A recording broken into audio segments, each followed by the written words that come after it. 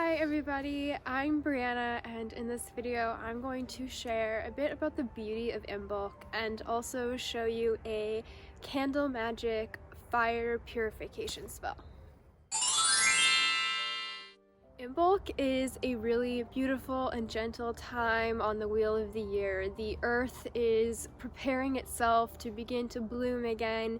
We are exiting our winter slumber and the sun is beginning to return. So it's just a really nice time on the wheel of the year to be gentle with yourself and take this time to self-reflect. Imbolc is February 1st to 2nd, and it's also known as a Celtic fire festival and also known as Brigid's Day. Brigid and Danu are two of the goddesses that are that correspond with Imbolc. For me personally, Imbolc has a really special place in my heart because on February 1st on Imbolc, I received my white cord. That's the day that I celebrated my year and a day studies as a witch, and I initiated into my hive as a high priestess and a white cord witch. So my hive does courting ceremonies that honor our dedication to our path and to our witchcraft journey. We have 3 cords in our hive: white, red, and black, and so I'm kind of at the intermediate level right now.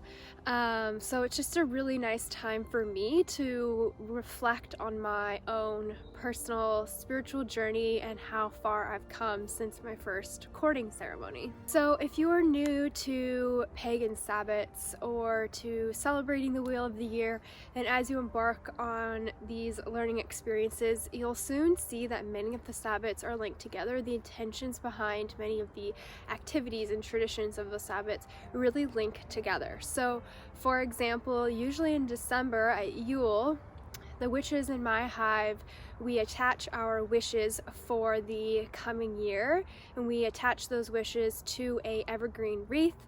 And then at Imbolc on February 1st, the wishes and wreath are burned and released back into nature.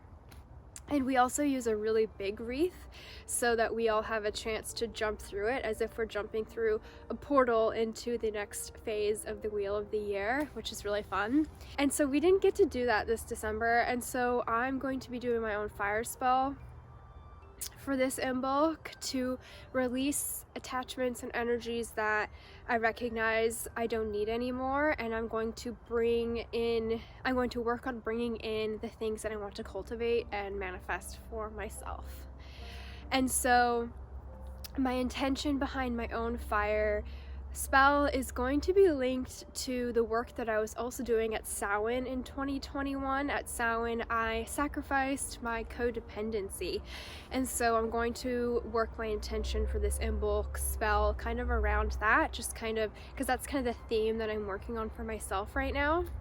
So very interesting, a synchronicity here is a few days after I sacrificed my codependency at Samhain, I received a message from an Instagram account that I had never seen before, and it was from a family member.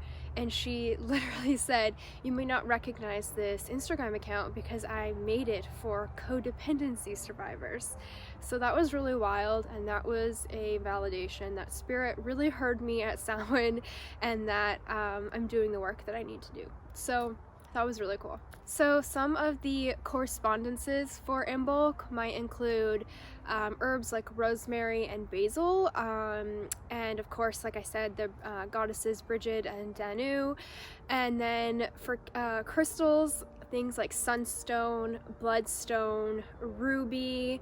The colors for Imbolc are pink, red, and white, so you could really correspond your crystals to any of those colors. So in terms of some of the traditions that witches, pagans, and Wiccans can do at Imbolc, they really revolve around fire. Hello. Hi. Are you coming to say hello?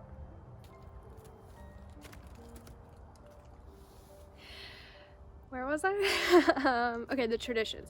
Many of the traditions that witches and pagans and Wiccans can do at Imbolc really revolve around fire because it's a Celtic fire festival. So that's candle magic. You can burn your wishes that you want to manifest. You can burn your Yule log, and you can burn your evergreen decorations from Yule.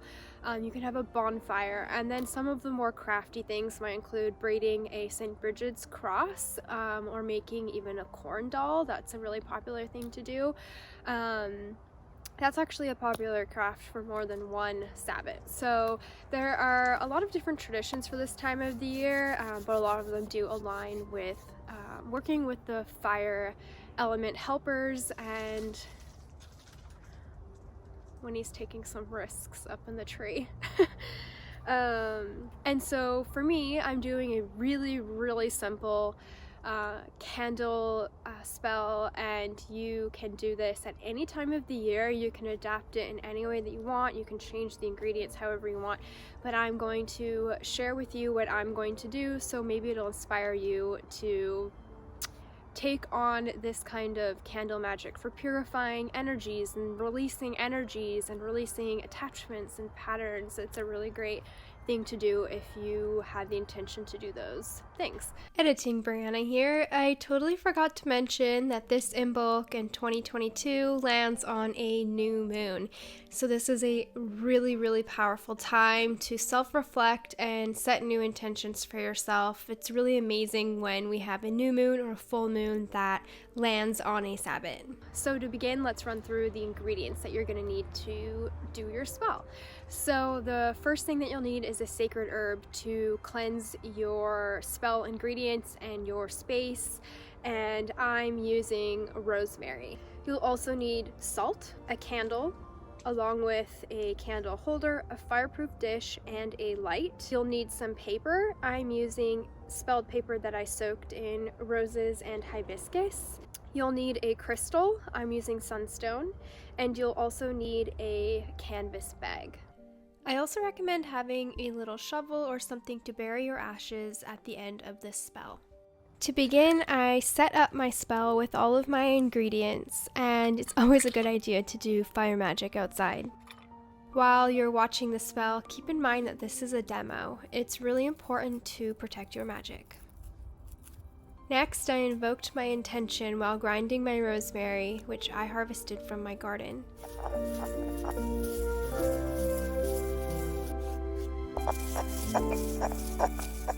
I burned my rosemary on a charcoal disc to purify my ingredients and create sacred space.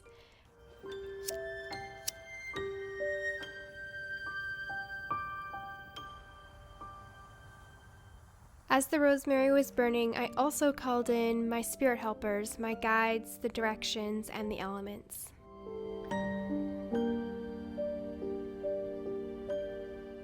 Then I sprinkled a salt circle around myself and my ingredients for protection and to keep out intrusive energies. You may notice that I'm also doing my spell inside my stone circle. I lit my candle and spent a few minutes gazing with the flame and thinking about my intentions and the things I'm going to release.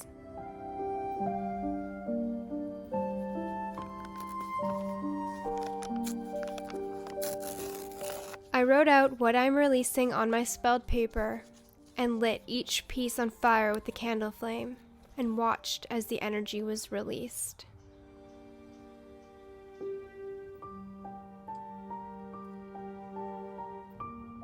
I allowed my third eye to follow the energy as the fire spirits purified it and released it back to nature.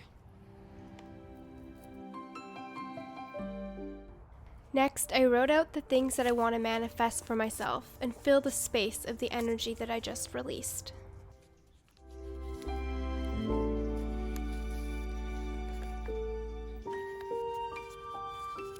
I took my cleansed crystal and my wishes, and I put them into a canvas bag with a little bit of the rosemary that I had ground up.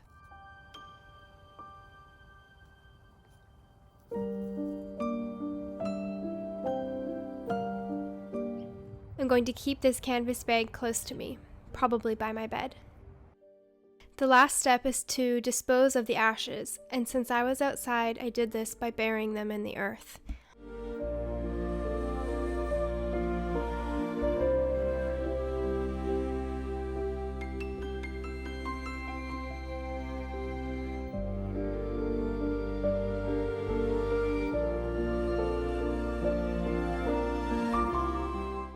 Then, when I was ready, I closed my spell and opened the circle by thanking my spirit helpers.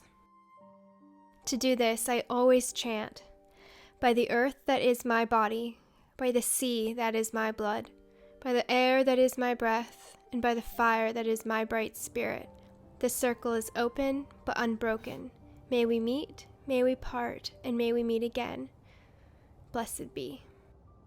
So that is the spell. That's the Candle Magic Fire spell. It's super simple. You can see that you can adapt the techniques and the steps and the ingredients to whatever suits for you and what your intentions are, or whatever sabbat you're working with. So it's just a really easy spell for you to have and to do. So I hope that you enjoyed this video, and definitely leave me a comment below and let me know what you're doing for Imbolc, what ingredients you're using. I'd love to hear from you, and I will see you next time. Thank you for watching.